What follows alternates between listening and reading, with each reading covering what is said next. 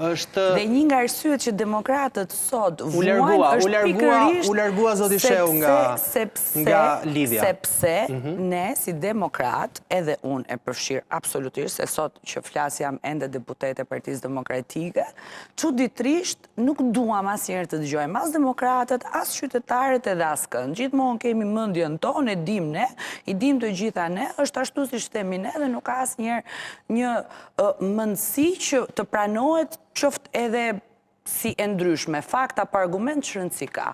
Edhe drejtuesit politik të Partisë Demokratike, unë mendoj që edhe kësaj herë, ashtu si edhe në 2021 shumë prej tyre nuk morën përgjegjësitë që duhet merrin, ashtu si edhe në 2017 nuk i morën përgjegjësitë që duhet merrin, ashtu si edhe më parë nuk i morën përgjegjësitë që duhet merrin.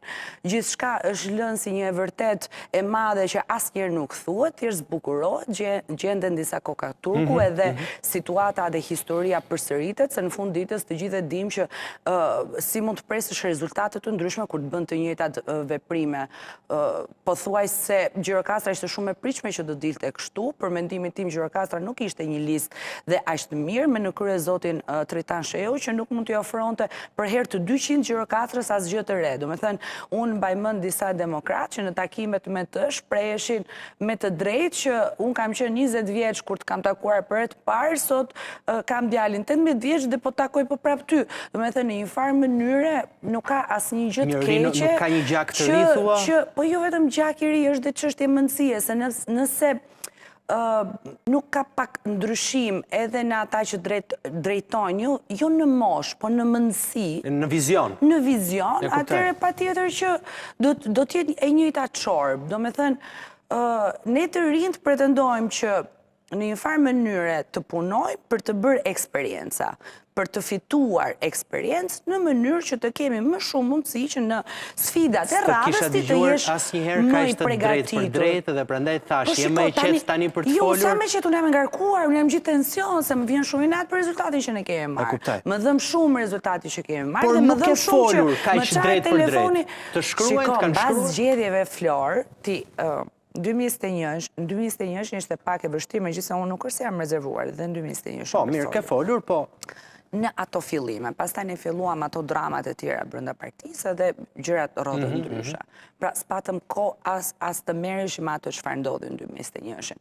Situata në 2021, qoftë me kriminalitetin e lartë në mbështetje të qeverisë, që ka qenë edhe më i shfaqur.